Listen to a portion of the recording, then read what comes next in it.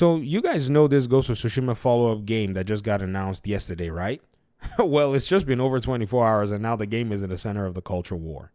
It's not the culture war that I want to talk about. In fact, I want to talk about the behavior that I've seen from a lot of these creatives that kill their brands.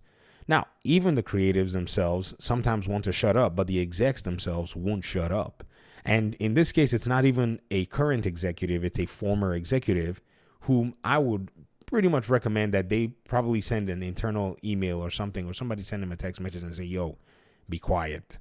Now, one character YouTuber called Keith is whining about another character YouTuber called Endymion, who is whining about the female protagonist in the Ghost of Yotei game.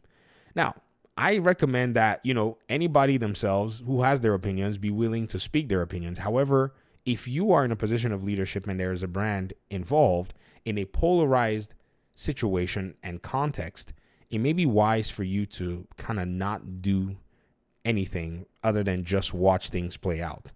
Sean Layden comes in and basically is lecturing. He puts a number 1 and a number 2 to Endymion's concerns and complaints over here. He says it's a game, an entertainment, a story a team of creators believe in. They want to make this. Then he says number 2, it's a game. If you don't like it, don't buy it. Now, where have we heard that before? I'm sure the developers at Sucker Punch would love to maybe support and say, yay, great, you told them, Sean. But this is the time where they actually all need to shut the front door. They need not be talking simply because the environment is way too electric for anybody to make a misstep that's not necessary. Look at the Ubisoft's boss's final paragraph of this leaked memo. When the news about the Assassin's Creed Shadow game and all of that was going on, this particular memo highlights something that many of us have probably been talking about lately. And he says, finally, let me address some of the polarized comments around Ubisoft lately. I want to reaffirm that we're an entertainment, first company, creating games for the broadest possible audience. And our goal is not to push any specific agenda. Do you know what he's trying to do here? He's trying to put the genie back in the bottle, because all those creatives, they don't went on Twitter and vocalized and vomited the things that they all felt and thought at the moment when investor money was flying in. I would prefer that Sean Layden be quiet in this situation, because this is not the time to mess around. Already there are people who are going to want to play the Ghost of Yotei game because they see it as the developers have actually proposed it. This is a story set 300 years after the original game. This is a new character. It's another, region or a different area that we're trying to tell a story in. Boom. Not everyone is going to buy it. Not everyone is going to say, sure, we take your word for it. But there seems to be a community of gamers that want to engage in this game based on what the developers have actually put forward. There will also be detractors. There always have been detractors. But to say if you don't like it, don't buy it, reminds me of 2018, when another executive, in this case, this executive was actually directly linked with the game, Patrick Soderlund. Do y'all remember this cat? This cat was the one whom, when people were saying, hey, Battlefield has, female characters in there, and some gamers were saying they did not necessarily vibe with that, while some other gamers were like, well, we don't care. He shows up in an interview and he said that the developer is uninterested in taking flack for diversifying the game space. And then he said, we stand up for the cause because I think those people who don't understand it well, you have two choices. Either accept it or don't buy the game, he says. I'm fine with either. Well, what in the world then happened to Battlefield 5? It was a sales disappointment. Do you remember this? 7.3 million units. It sold, is what it sold at the end of 2018, but was a commercial disappointment for EA.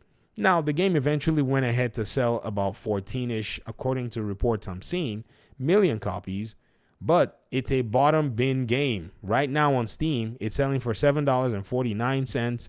And there's been other Battlefield games that have been released. And this one is basically in the back burner. Maybe it made EA some money later on, but the kind of monies that they were looking for, they probably did not get at the time. So I beg and I plead with these creatives, shut up. you will hurt your brand.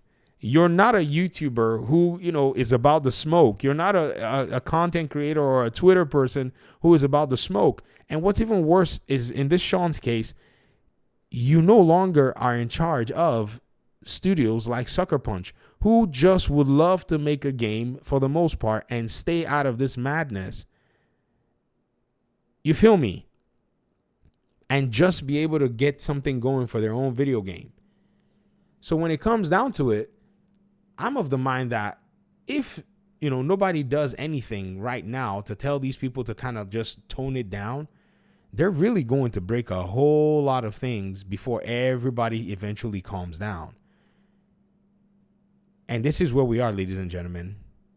We're literally in this place where the polarized gaming scene is very, very much proportional to sales. It's always kind of been there, but, no one has really, in a sense, just, poured salt in open wounds. But it seems like these people are teetering on that. And you know what the crazy thing is? All those people that are on Twitter that are saying, oh, you go get them, you go get them, you go get them, they ain't going to buy this game. That's the problem, because you see them, they're going to be over here playing hype and hype and hype.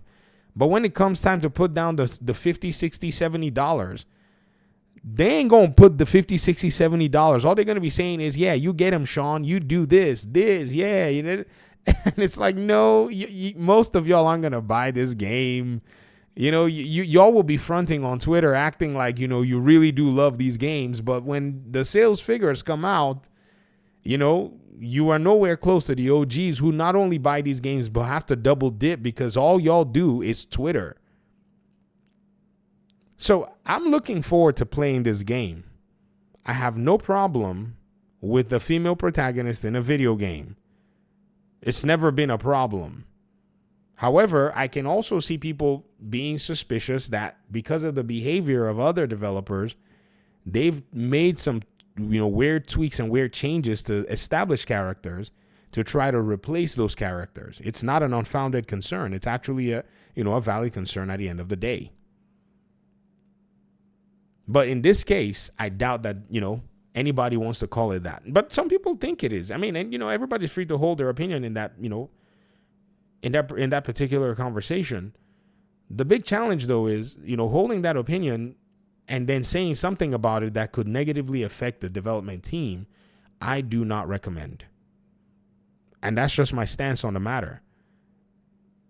Because I would like for the game to actually, be fully fleshed out, be fully seen, in order for us to be able to say, okay, this is what the game is about. And you know what's on the other side of this conversation? There's already news and there's already, stuff about the voice actor of the new game coming out. Everyone is now combing through their lives and they're blocking people. People are seeing things that they already are like, it's now more of a purity test more than anything else. It's gotten really tough out here. And I'm just so surprised that he would make such a statement, especially at a time like this. Please, Sean, Mr. Layden, might want to sit this one out. Okay? Let me hear your thoughts in the comment section, guys. Thanks so much for watching the video. Peace out.